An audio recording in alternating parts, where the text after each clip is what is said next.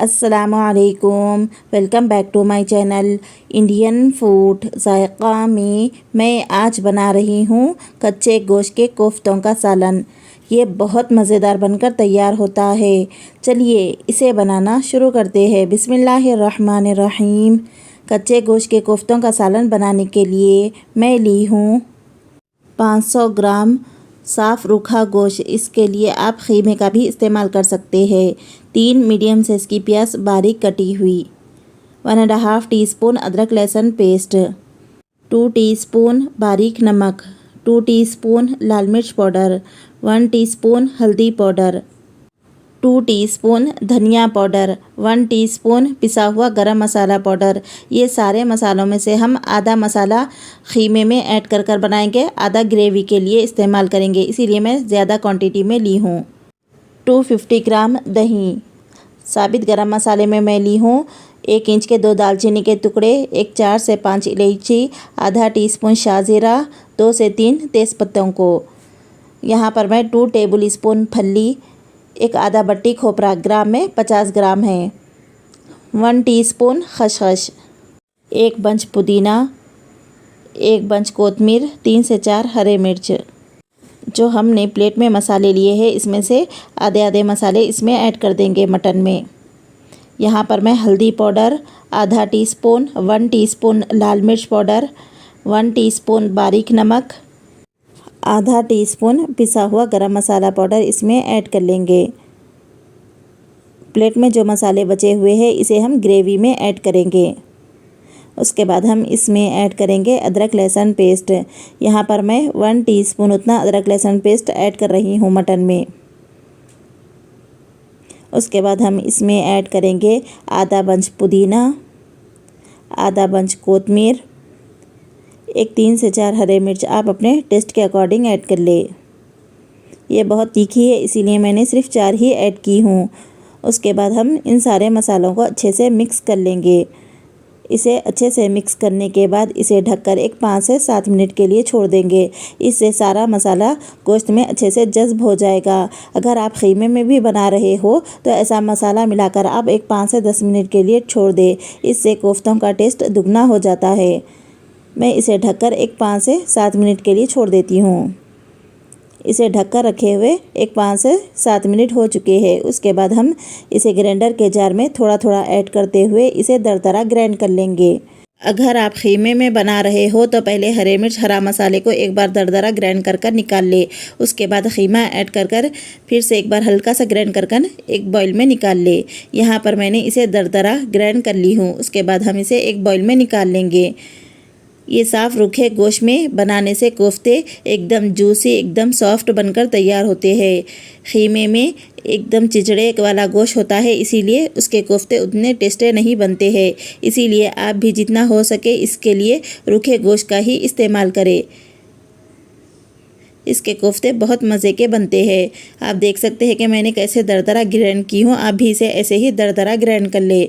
इसी तरह हम सारे मटन को दरदरा ग्राइंड कर लेते हैं। सारे मटन को दरदरा ग्राइंड करने के बाद फिर से एक बार इसमें अच्छे से मिक्स कर ले ऊपर नीचे कर। इसमें मैं ऐड कर रही हूँ 1 टीस्पून ऑयल। अगर आपके पास असली घी हो तो असली घी भी ऐड कर सकते हैं, अगर बटर हो तो बटर भी ऐड कर सकते हैं। इससे कोफ्ते एकदम सॉफ्ट बनकर तैयार होते हैं। उसके बाद हम इसे अच्छे से मिक्स कर लेंगे ऊपर नीचे कर। जब सारा मसाला अच्छे से मिक्स हो जाए उसके बाद हम इसके बॉल्स बना लेते हैं। आप इसे छोटे साइज़ के या बड़े साइज़ के भी कोफ्ते बना सकते हैं। यहाँ पर मैं मीडियम साइज़ के कोफ्ते बना रही हूँ। इसके बनने में कोई परेशानी नहीं होती है, आसानी से बनकर तैयार हो जाते हैं। अगर आपके हाथों पर बैटर लग रहा हो तो आप हाथों पर हल्का सा तेल लगा ले। उसके बाद आप कोफ्तों को बना ले। मैं यहाँ पर बग़ैर तेल लगाए हुए ही हाथों पर कोफ्तों को बना रही हूँ। आप गोश्त को अच्छे से धोने के बाद इसे छन्नी में डालकर रखें। अगर आपके गोश्त में ज़्यादा पानी होगा तो आपका बैटर पतला हो जाएगा, इसीलिए गोश्त धोने के बाद इसे छन्नी में डालकर रख ले। जब तक कोफ्ते बन रहे हैं यहाँ पर प्याज को फ्राई कर लेते हैं। यहाँ पर कढ़ाई में मैंने ऐड की हूँ 1 कप ऑयल। जब तेल अच्छे से गर्म हो जाए उसके बाद हम इसमें ऐड करेंगे प्याज को, जो 3 मीडियम साइज़ की लिए है। इसका बादामी कलर आने तक इसे फ्राई कर लेंगे। आप देख सकते हैं कि मैंने सारे कोफ्ते बनाकर तैयार कर ली हूँ। अगर आप खाली भी दाल के साथ भी इसे फ्राई कर बनाना चाहते हो तो कोफ्तों को बना सकते हैं। उसके बाद हम जो मसाले भून कर लिए हैं इसे ग्राइंडर के जार में ऐड कर लेंगे। उसके बाद हम इसे बग़ैर पानी ऐड किए हुए ग्राइंड कर लेंगे।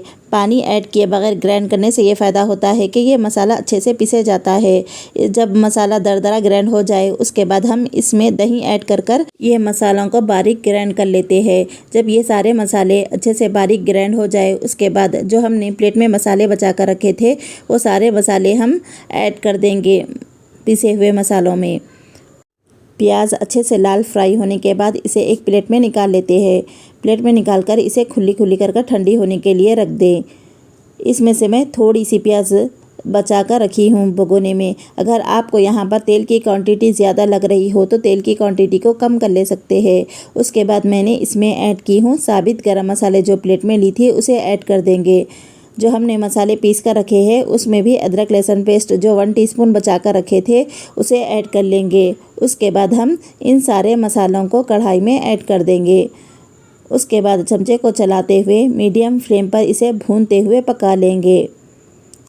ग्राइंडर का जार धोकर मैंने इसमें 1 आधी कप उतना पानी इसमें ऐड कर दी हूँ। उसके बाद हम इसमें चमचे को चलाते हुए फुल टू मीडियम फ्लेम पर इसे भूनते हुए पका लेंगे। जितना आप इसे भूनेंगे सालन उतना मज़े का बनकर तैयार होगा। इसे भूनते हुए 5 से 10 मिनट हो चुके हैं। साइडों से तेल भी छूट चुका है। इतना होने तक आप भी इसे भूनते हुए पका लें।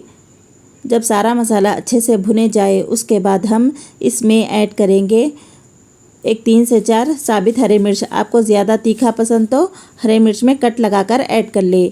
उसके बाद मैं इसमें ऐड कर रही हूँ पुदीना, कोतमीर आधा बंच ऐड कर ले। साइडों से मैंने यहाँ पर ग्रेवी के लिए पानी को छोड़ रही हूँ। आपको जितनी ग्रेवी रखना है वो हिसाब से आप इसमें पानी को ऐड कर ले। इसमें आप ये बने हुए कच्चे कोफ्ते भी डायरेक्ट ऐड कर बना सकते हैं। यहाँ पर मैं इसे हल्का सा फ्राई कर ऐड करूँगी कोफ्तों को। अगर आप डायरेक्ट भी ऐड कर बनाना चाहते हो तो बना सकते हैं। उसके बाद मैं यहाँ पर प्याज को अच्छे से मसल कर बारीक कर सारी प्याज इसमें ऐड कर लूँगी। थोड़ी सी मैं गार्निशिंग के लिए बचा कर रखी हूँ। जब तक इसमें खौल आ रहा है यहाँ पर कोफ्तों को फ्राई कर लेते हैं। यहाँ पर मैं 1 टेबल स्पून उतना ऑयल ऐड की हूँ एक पैन में। उसके बाद हम दूर खुला करते हुए इसमें सारे कोफ्तों को ऐड कर लेंगे। अगर आप खाली खाने के लिए इसे बना रहे हो तो आप इसे डीप फ्राई भी कर सकते हैं। यहाँ पर मैं इसे शैलो फ्राई कर रही हूँ। ऊपर नीचे करते हुए इसे आप 5 से 10 मिनट तक अल्टी पल्टी करते हुए इसे फ्राई कर ले। इसे मैं शैलो फ्राई कर रही हूँ।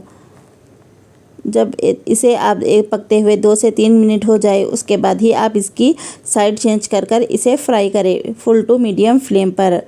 इसे हमें डीप फ्राई करना नहीं है, इसे शैलो फ्राई करना है। सिर्फ हमें इसके ऊपर हल्के हल्के डॉट्स आने तक इसे फ्राई कर निकाल लेंगे। माशाल्लाह ये बहुत मज़ेदार बनकर तैयार होते हैं।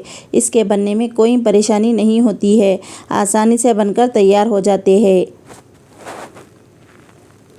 मुंह में घुल जाने वाले ये कबाब बनकर तैयार होते हैं। इसी तरह हम अल्टी पल्टी करते हुए इसे फ्राई कर लेंगे। इसे हमें सालन में ऐड करने के लिए इसे शैलो फ्राई कर रहे हैं, इसीलिए हम इसे 50% फ्राई करेंगे। उसके बाद हम इसे ग्रेवी में ऐड कर लेंगे। अगर आप इसे खाली खाने के लिए बना रहे हो तो आप इसे पूरा अच्छे से लाल होने तक इसे फ्राई कर ले। एक प्लेट में फ्राई कर निकाल ले। जब सारे कोफ्ते अच्छे से फ्राई हो जाए उसके बाद यहाँ पर ग्रेवी में अच्छे से खौल आ चुका है। उसके बाद हम ये सारे कोफ्तों को ग्रेवी में ऐड कर लेंगे। उसके बाद एक बार हल्का सा मिक्स कर ले। उसके बाद हम इसे ढककर 5 से 7 मिनट के लिए फुल टू मीडियम फ्लेम पर पकने के लिए छोड़ देते हैं। उसके बाद हम बाकी के कोफ्ते जो हमें खाली खाने के लिए बनाना है उसे बनाकर तैयार कर लेते हैं। माशाल्लाह बहुत मज़ेदार बनकर तैयार हुआ है ये कोफ्तों का सालन। अगर आप भी ऐसे ही स्टेप बाय स्टेप फॉलो कर बनाएंगे तो आपका कोफ्तों का सालन भी ऐसे ही एकदम परफेक्ट, एकदम मज़ेदार बनकर तैयार होगा। बाकी के कोफ्तों को भी मैं यहाँ पर फ्राई कर रही हूँ। इसे मैं शैलो फ्राई कर रही हूँ। अगर आप चाहे तो इसे डीप फ्राई भी कर सकते हैं। अगर आप इसे फ्रीज़ कर रखना चाहते हो तो भी 10 से 15 दिन के लिए आराम से फ्रीज़ कर रख कर भी इसे बना सकते हैं। सारे कोफ्तों को फ्राई कर निकाल लेने के बाद अब हम चेक कर लेंगे कि हमारा सालन बना है या नहीं। आप देख सकते हैं कि मीडियम फ्लेम पर इसे पकते हुए 5 से 10 मिनट हो चुके हैं। माशाल्लाह इसकी बहुत अच्छी खुशबू आ रही है। साइडों से इसमें तेल भी छूट चुका है। ये बहुत मज़ेदार बनकर तैयार होता है। आप देख सकते हैं कि मैंने इसकी कितनी ग्रेवी रखी हूँ। आप भी इसकी इतनी ही ग्रेवी रखें। अगर आप थोड़ी सी ग्रेवी बढ़ाना चाहते हो तो पानी ऐड करते वक्त पानी की क्वांटिटी ज़्यादा कर ले। माशाल्लाह बहुत मज़ेदार बनकर तैयार हुआ है। अगर आप भी ऐसे ही स्टेप बाय स्टेप फॉलो कर बनाएंगे तो आपके कच्चे गोश्त के कोफ्तों का सालन भी ऐसे ही परफेक्ट, एकदम मज़ेदार बनकर तैयार होगा। फ्लेम को ऑफ कर इसे हम डिश आउट कर लेते हैं। उम्मीद है आपको मेरी बताए हुए कच्चे गोश्त के कोफ्तों की रेसिपी पसंद आई होगी। अगर आपको मेरे रेसिपीज़ पसंद आते हो तो प्लीज़ मेरे चैनल को सब्सक्राइब कीजिए, लाइक कीजिए, फैमिली और फ्रेंड्स के साथ शेयर कीजिए। फिर मिलते हैं एक नई रेसिपी के साथ। अल्लाह हाफिज़।